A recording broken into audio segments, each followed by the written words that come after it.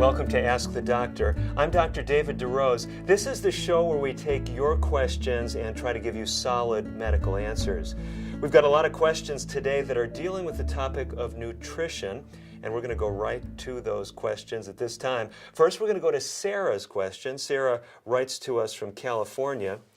She asks, I'm thinking about trying to maintain a vegan diet. Is this something you would recommend?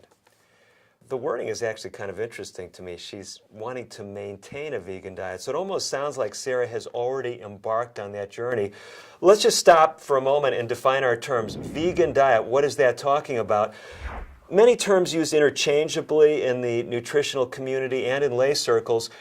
Vegan diet, basically an entirely plant-based diet. I know that may sound like really compromising the English language. You say, well, if it's based on plants, it's based on plants. How can it be entirely based on plants? Listen, the point is, this individual is wondering, can they get by without eating any animal products whatsoever?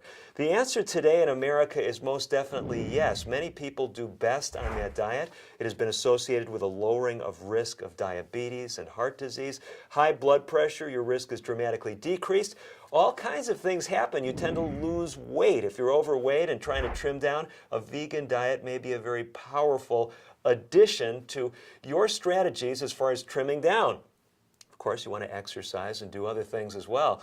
So the vegan diet gets more and more votes in its favor, but there are some causes for concern, because you do definitely not want to get on some fad vegan diet where you're only eating watermelon and rice.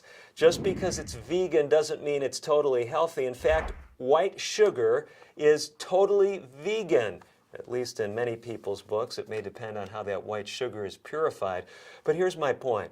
Just because you're not eating any animal products does not by definition make it a healthy diet. It's just that we're finding more and more diseases linked to heavy consumption of things like meat, milk, eggs, and cheese. So moving to those vegetables, those whole grains, those beans, those things tend to give enhanced health.